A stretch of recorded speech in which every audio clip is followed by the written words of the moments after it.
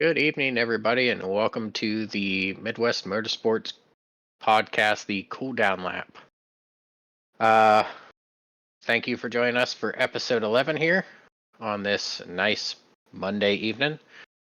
The host of the show, Anthony Castor, driver of the 8 car in the Cup Series with the Midwest Motorsports, and I'm joined with James tonight. Hey, good evening, everybody. I'm James J., the commentator for the Truck Series, the Sunday Series, and the Tuesday Series. It's good to be here, Ant. Thanks for having us again. Oh, not a problem, man. So we're gonna go ahead and hop on into this week in motorsports. Um, I'm just going to go ahead and hop into that Talladega race, man. What an ending. Um, 38 car McDowell just throwing the block. Is he 38 or 34? 34. Yeah, 34. 34. Yeah. 34 car McDowell just throwing blocks like crazy, man. Left, right, left, and that third one just a little over the top. I mean, you can't blame him. He said it. You're going for the win there.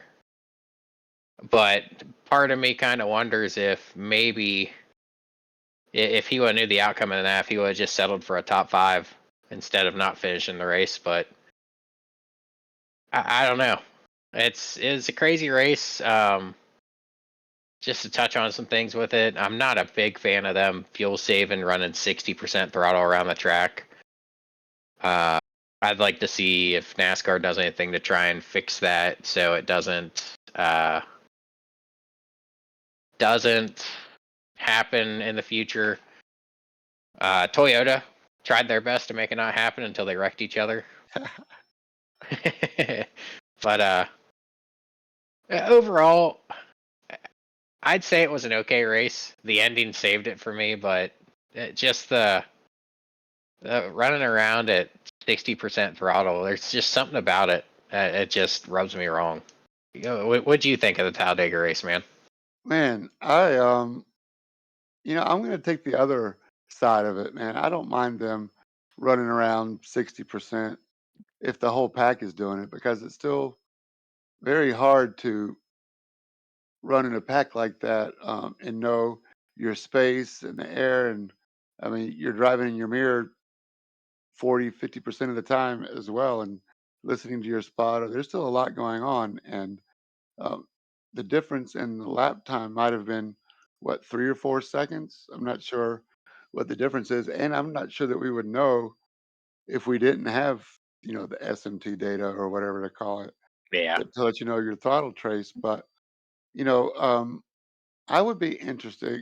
I don't mind it. I don't think there's anything NASCAR can do. Um, I've been I'm going to show my age, but I've been watching NASCAR and a NASCAR fan big time all my life, and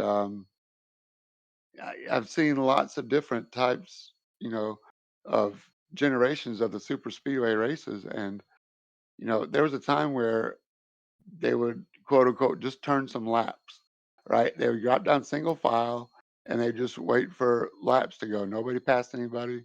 They just would ride single file and they'd break up into 2 or 3 groups and they'd all be single file. And this was before stages too. So I didn't like that as much racing. I'd rather than be in a pack. They were 3 wide from the get go. And I know Talladega's a little wider than Daytona, but shoot, they were 4 wide at Daytona. So even though they were going 60% throttle, they're still going over 180.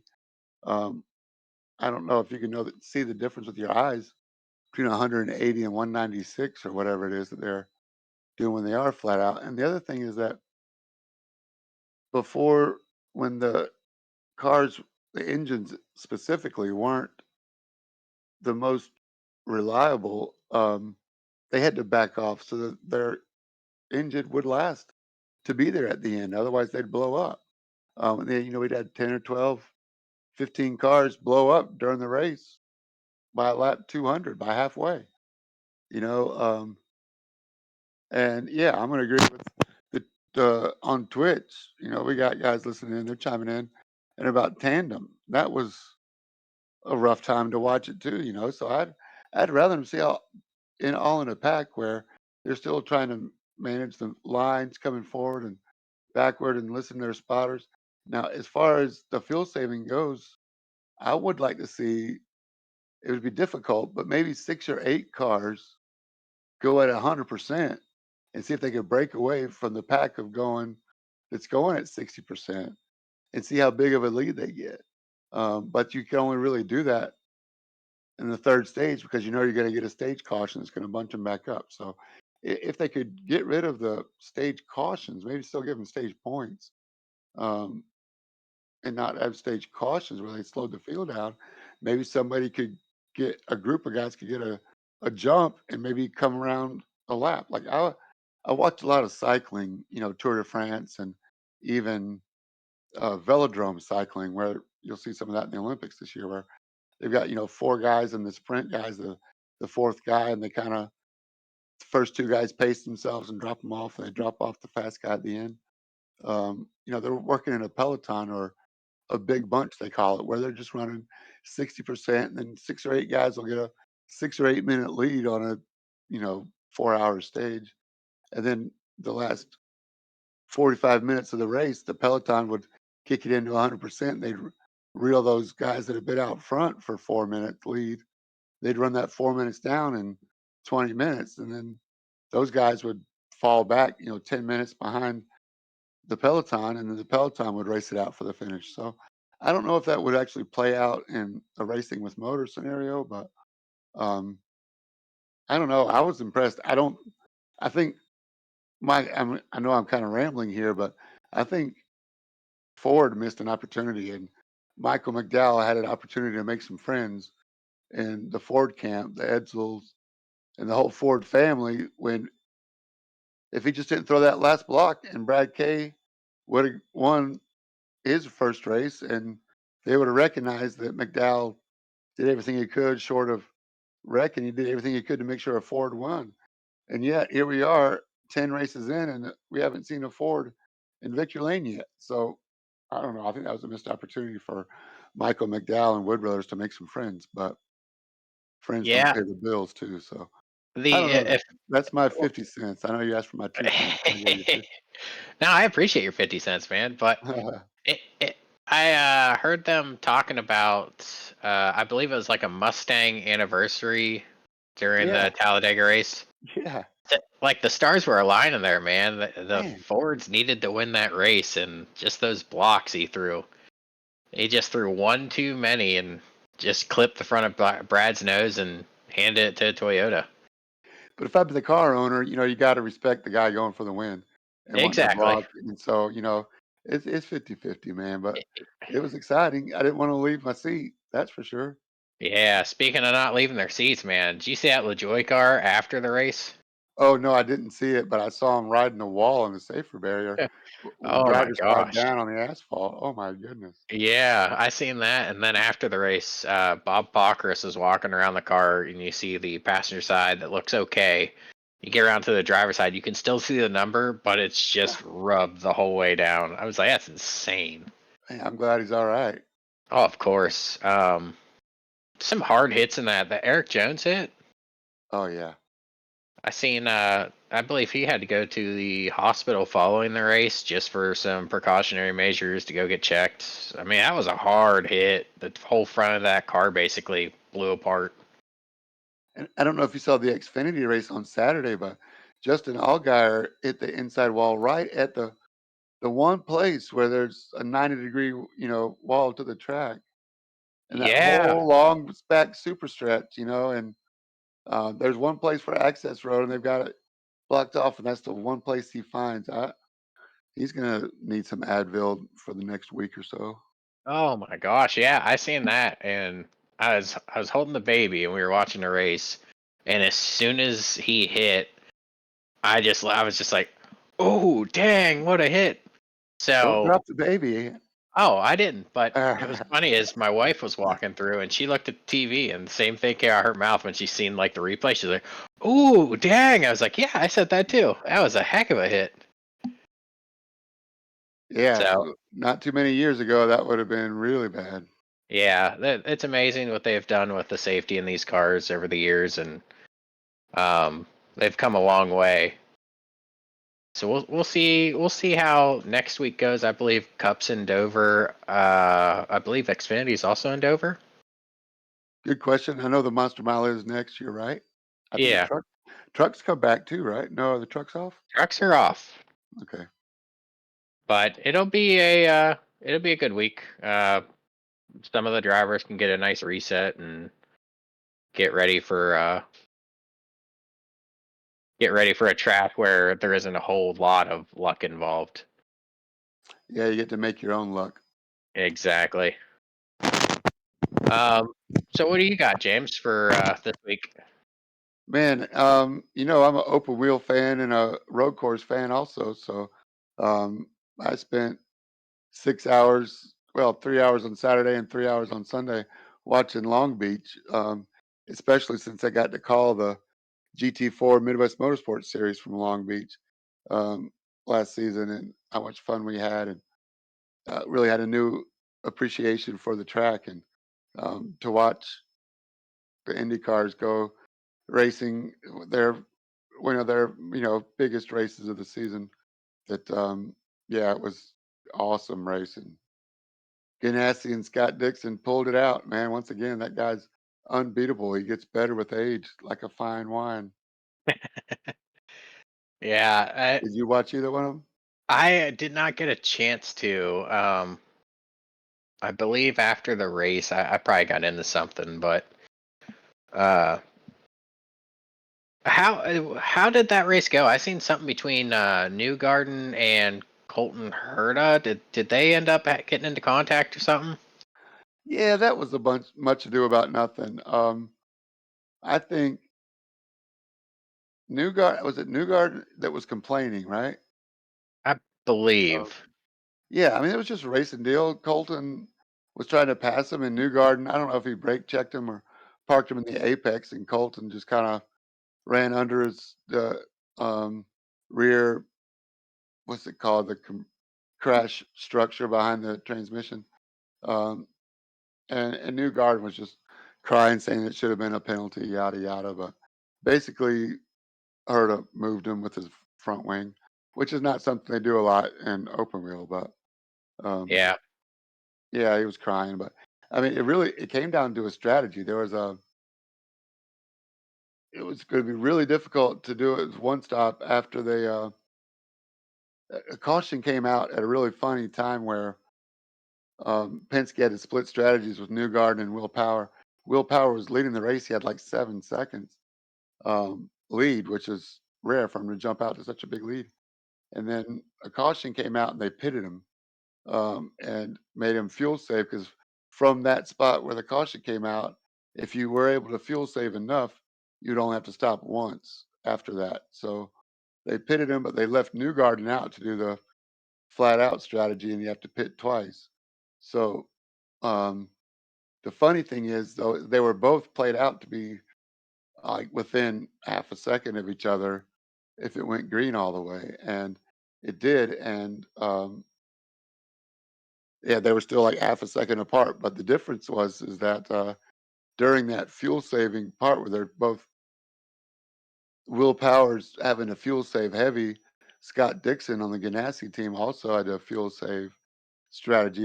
He was on the Will Power strategy and saved so much fuel, but still passed Will Power on the track and ended up being the winning move in the middle of the stint. So it was but man, it's just IndyCar racing is just awesome. They're so close to the walls and there's no power steering, and the hairpins, the hairpin at Long Beach is sick. And I'm reminded on Twitch once again that Long Beach is next week in the GT4s, so it'll be fresh on our minds. We get to get close to the walls again. So yeah, I really like Long Beach. It was great racing and strategy. I mean, every race is a fuel race, whether it's oval or IndyCar or anything. I mean, it's always about when do you make your last stop and how long do you spend in the box with the nozzle, the fuel plugged in. So every race is won or lost on fuel strategy. So uh, man.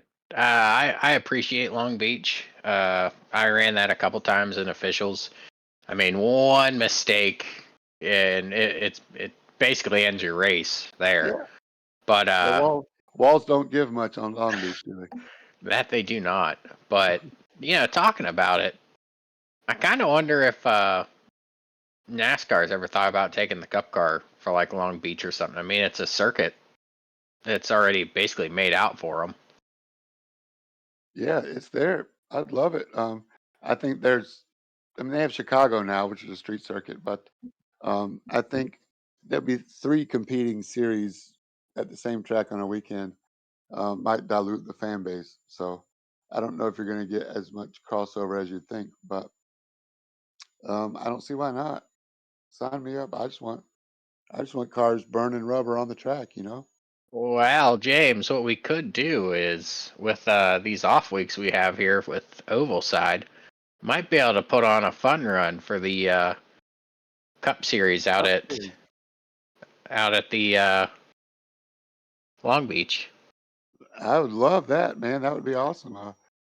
Multi-class, GT4s and cups. I don't know what the lap times are like, but that would be sick. I know JT and the organizers, the admins that decide where the recruitment rates, the fun runs are at. They like to do it at tracks that are free, right? So you don't have to purchase a track if you don't have it already. Which I think they should stick with that. I don't know if Long Beach is one of the free tracks, but Unfortunately, it isn't, but yeah. I don't know. Man, you might be able to raise enough people to go ahead and drop $9 on a track. I mean, Long Beach is fun. We'll see. I'll see if I can talk to JT and Hey, get in his that, ear about it. that sounds like a good poll question for the cool down lap. Oh heck yeah, man! I'll throw up That'd be awesome. I'll throw up both sides of it. See if people think that the Cup Series should go there in real life, and if we should go there as a fun run. There you go. Now you're talking, Ant. Heck yeah, man. Um, so anything else you want to touch on real quick before we get into the rest of the show? Um, Shout out to Lando Norris for a good podium at a China Formula One race. That was pretty Ah, cool. they are still running it like past my bedtime. Yeah. Oh yeah. That's I'm what ready for some DVRs are regular for. mornings. That's what on demand is for. I was about to say you're probably up changing diapers two or three times anyway. Uh, Time in Maybe, the but morning. it's change the diaper and then go back to bed. Yeah, I don't blame you. All good. All right, so we're gonna go ahead and move on to the road segment this week. Where were we this week? We were out in Spa, Spa. the What a Belgian track track. Spa is! Yeah, buddy. Have you ever done any officials at Spa? I have done officials and I have done league racing there, so Nice. it's a fun track. I mean, if you've never ran it, it Oh takes yeah. a few times around the track to get through our is it Eau Rouge? Eau Rouge. Yeah. Eau Rouge, yeah. Yeah. That I remember first time going down through that. I tried to cut the corner a little because I was still new to road racing, so I didn't know how well you could turn through that. And I remember hitting down in the center of it, coming up out of it, spinning just off into the wall. Oh, I it's so easy appreciate. to do. Yeah, JT is laughing at me pretty good. Yeah. Well, it definitely takes practice, and the only way to do it is to do it. Get lots of laps, like you said. The great thing about Spa, I think, I mean, 18 corners. I forget exactly the mileage, but the GT4 cars were in the 228s. I think was the purple time. So 2 minute, 2.5 minutes. It's a pretty long lap to memorize all. And then to do it for an hour. You know, they got 24 laps in an hour. So if that tells you anything, man, it's just these GT4 guys continue to impress me week after week. The level of racing is really stepped up, man. It's just I love to see it, man. I mentioned that in the chat today that Some of these guys, I mean, they were in the GT4 race. I don't know if you got to watch any of the replay. Of course, you can still see it on Twitch, and it should be up switched over to YouTube now as well. But there were some guys going too wide, lap after lap through Eau Rouge. I think it was Andrew Willis and John Daniels. One was in a Porsche, one was in a Mercedes, and they ended up, getting a good run out of the hairpin at the top of the hill after the start finish line, and then coming down to Eau Rouge. They were banging doors going into it, and Oh my uh, word. yeah, and they both came out the other side. I think there was one time they did it. John Daniels might have got a slowdown for going wide, but that was to keep from wrecking each other, but they still made it through. And so even though he got a slowdown, he was able to tuck it back behind him in the draft at the end of the straightaway. So I mean, it was yeah, they did it without wrecking. It was pretty amazing. Now that's not to say there wasn't some action on the race because lap one was a little more chaotic than I like to see on lap one of a GT4 race.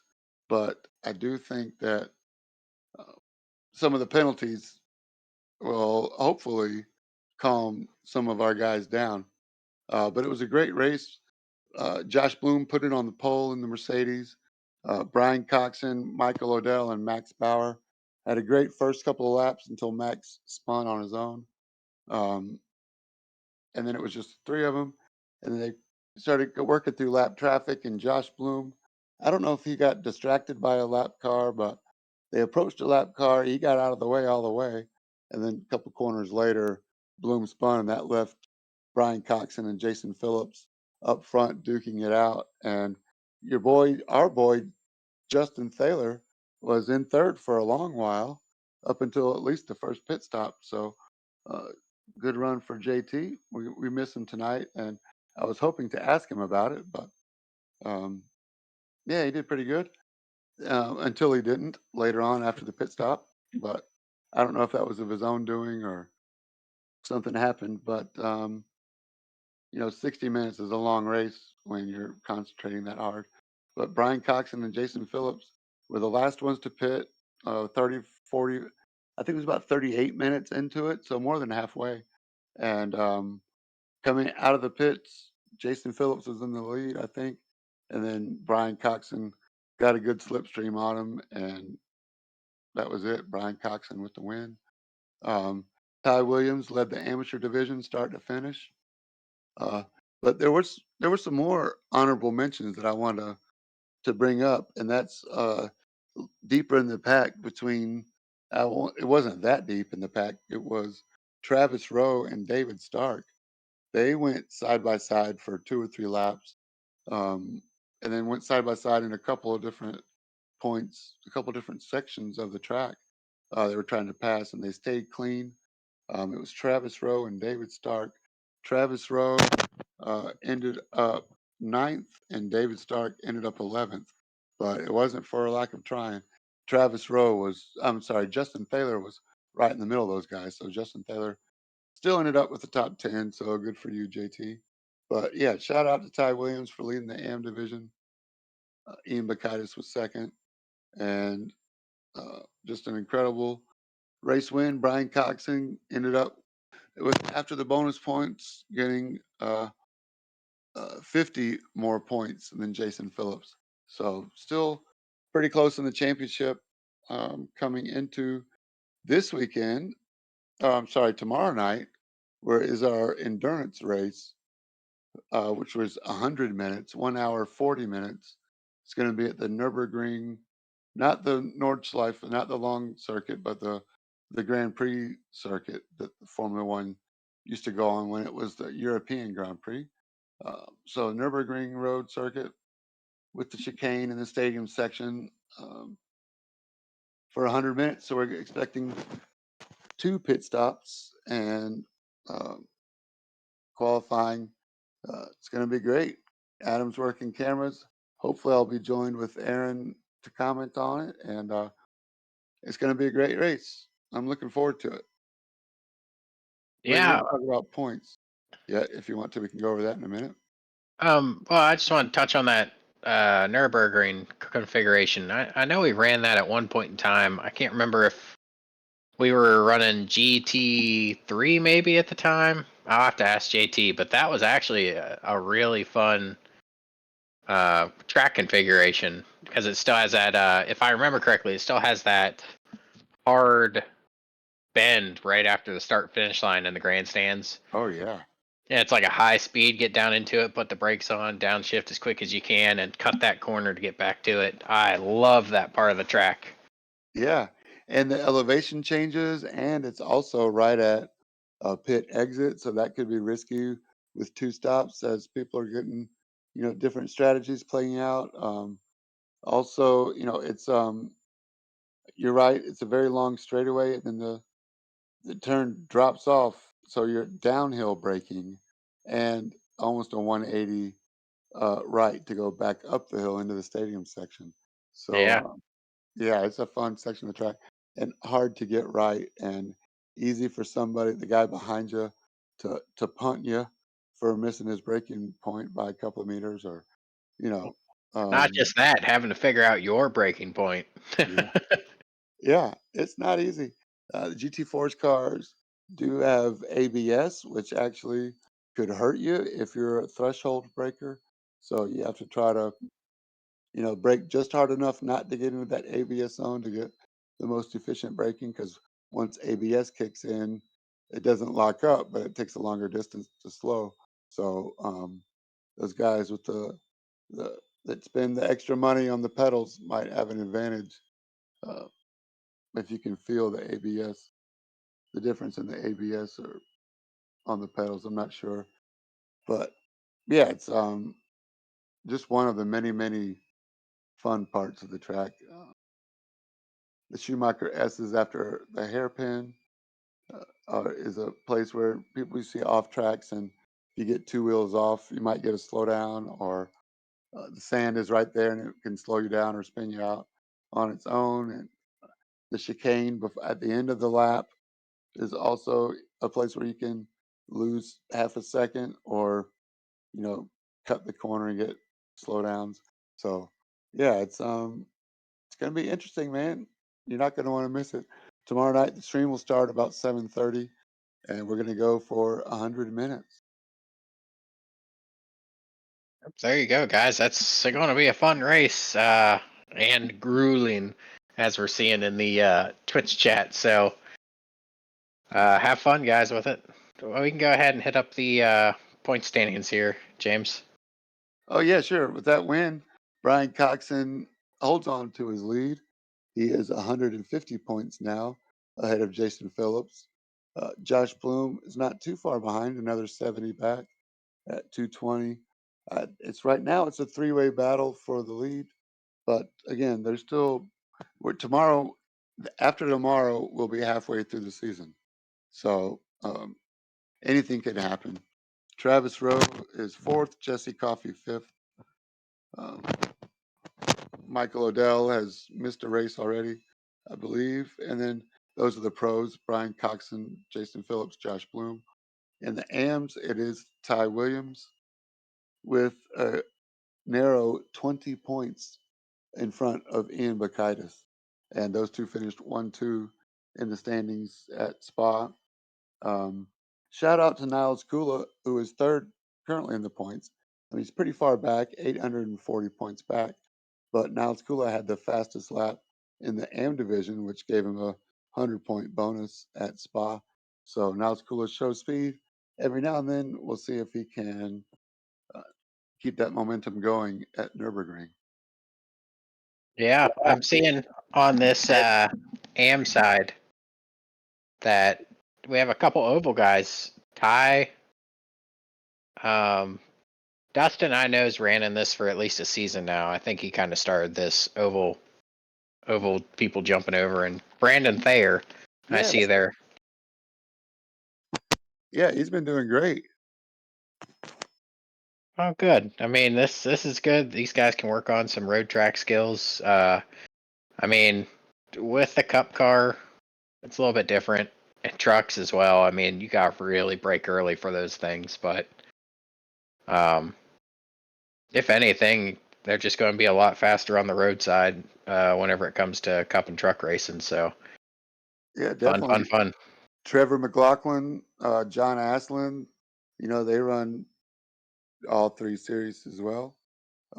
Michael Samia's dipped his toes in the Road Series. He raced at the Zandvoort track. I'm hoping to get Michael back. He did take um, a not attending. He signed up for not attending this week. It's really hard to learn some of these long tracks and feel confident enough to race with the guys that are so competitive.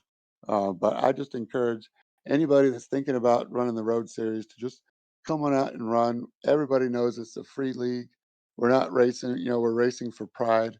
It's not, life or death.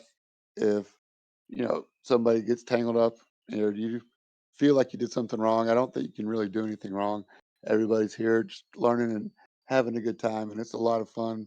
And the more cars that are in it, the better, the more fun it is for everybody. So I think there's something for everyone here at Midwest Motorsports, and always room for more entries. And it's just a community where everybody likes to help each other and build you up, man. So if you have any doubts about running the road course, I say do it and watch some of these veterans figure out ways to run hosted sessions and uh, help coach you if you need some coaching or get practice sessions going on. There's been 3 or 4 just for the Nurburgring. So yeah, it's Road Series is a great group to be a part of if you're interested in bettering your road course skills or even just getting some more sim rig time. Come on and race with us. Yeah, I will say, just to kind of piggyback some of the conversation there in the Twitch chat, um, slowing down those trucks and cup cars is way different than slowing down one of those road cars. Yeah, I it's always not quite the same. now I always refer to the cup car as a cow, trying to slow a cow down because it's got so much momentum behind it. You just gotta get on the brakes way earlier than you do a road car. But I'd say with the biggest thing these oval guys can take back from the road series is just the ability to attack the apex, um, the ability to go through and use up the entire track, like on corner entry and washing out towards the exit, and just getting comfortable with that kind of stuff because that does translate over. But the feel of the car, that's not going to translate.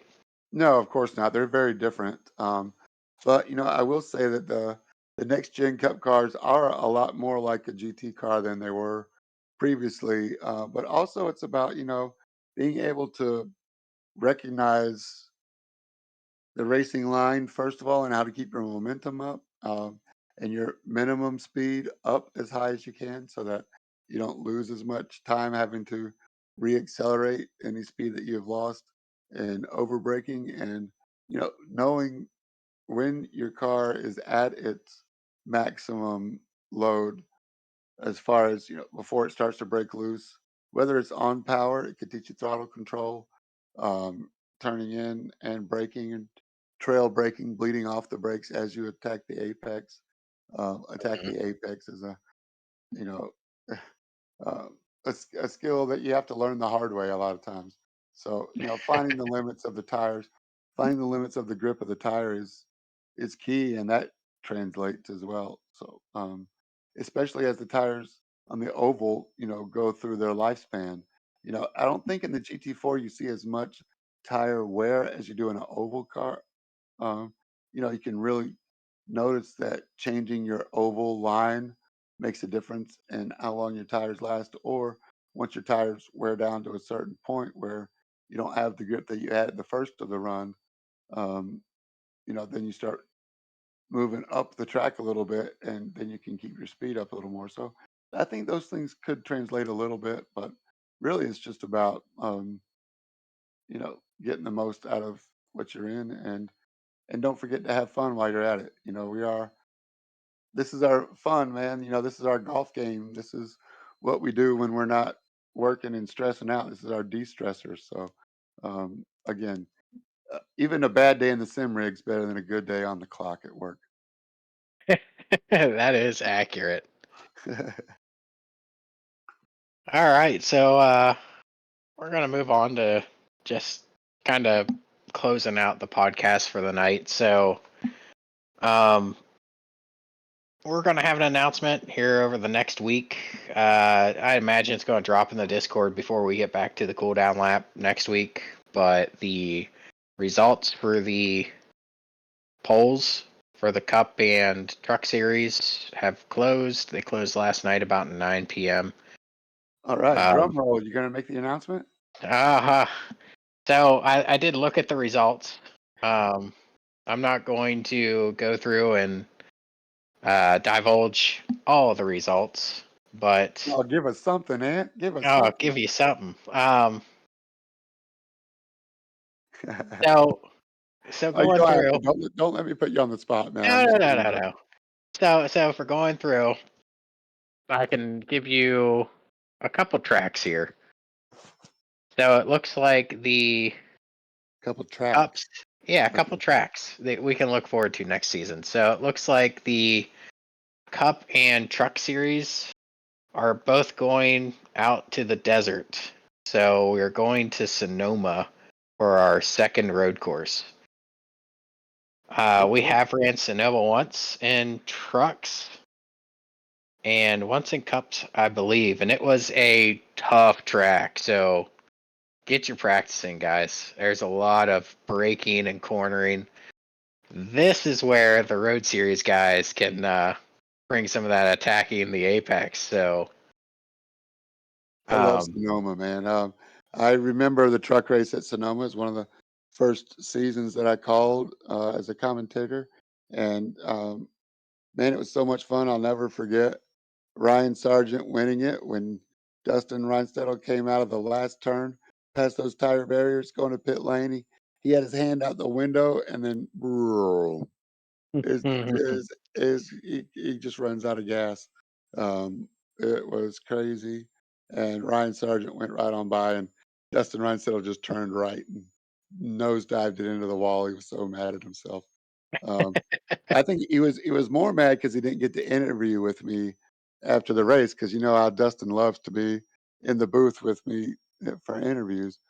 Usually because it means he's got points and he's racking them up. But unfortunately, he was mad about I didn't get to interview him after the race win. But no, it was a lot of fun. That track is challenging. Lots of elevation changes. I love. I don't know. Cup. Is it? When was the last time it was on a NASCAR schedule?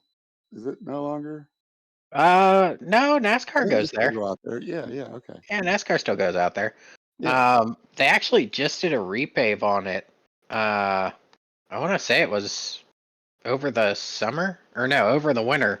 They repaved it, and that was actually the subject. Denny Hamlin and Marcus Smith were getting into it. Did you see anything about that? No, tell me.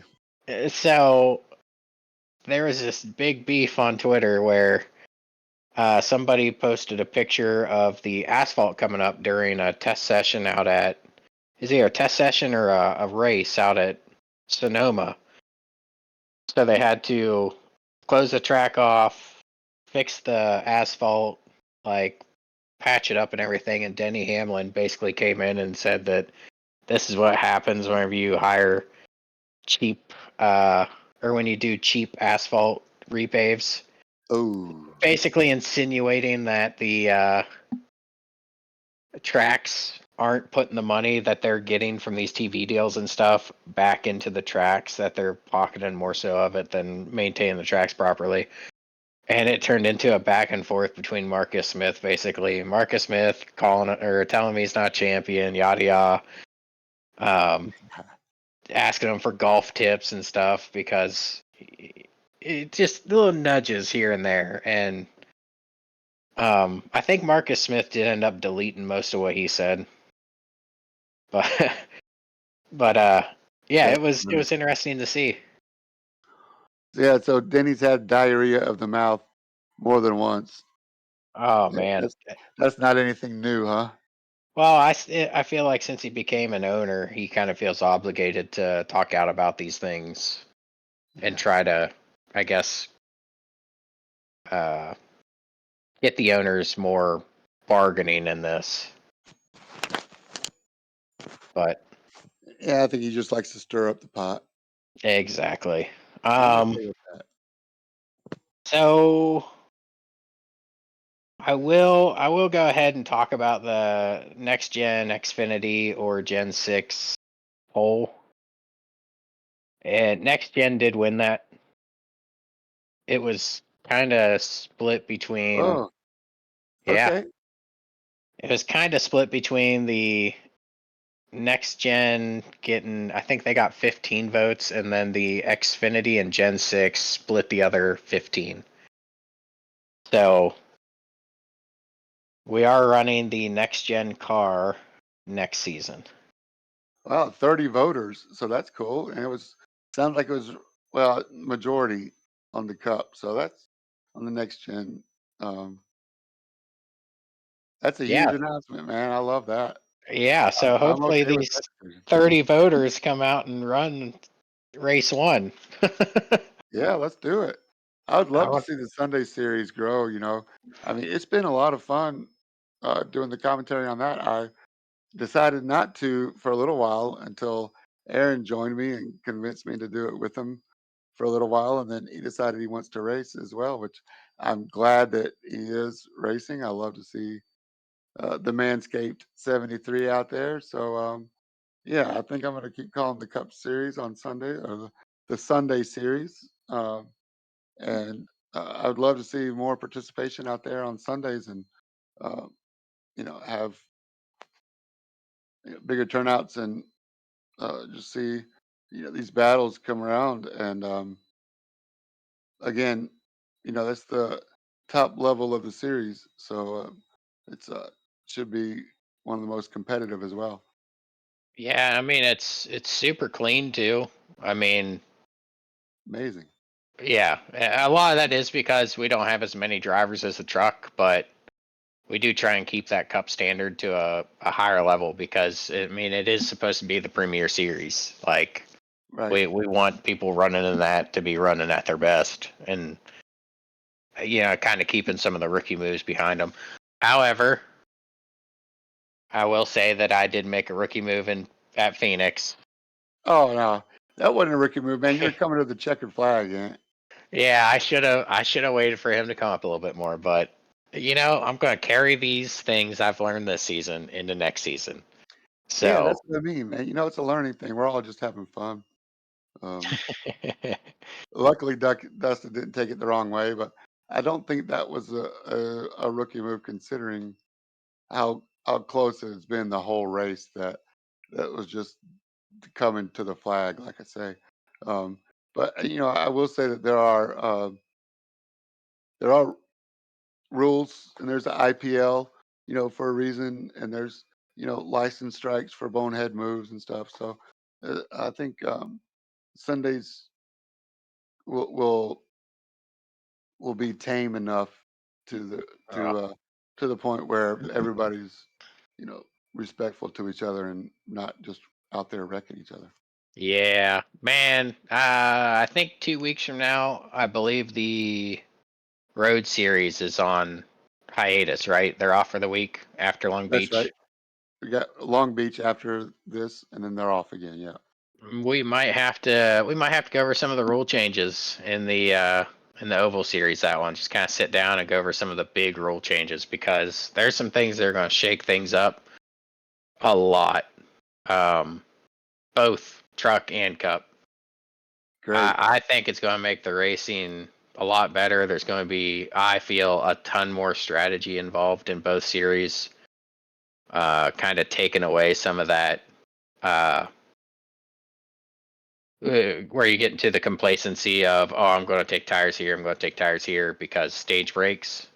I think right, we're getting rid of that complacency. So good. uh, it's going to be fun. So I think I'm going to talk to JT, see if maybe him, and maybe another admin can get on here and kind of just go through some of these rule changes. So stay tuned, guys. We'll definitely make an announcement on that. Yeah, I love it. I'd love to see more opportunity for rules changes, and um, hopefully, we'll get rid of some of those 14 caution races, and just keep it down to 4 or 5 cautions at the most, you know? Yeah, I think the cautions are going to be there until I think so. Last season, truck guys got a whole season to run together. We're going to get some new guys in, so those guys are going to have to kind of get used to each other again, and there's going to be like a learning period again.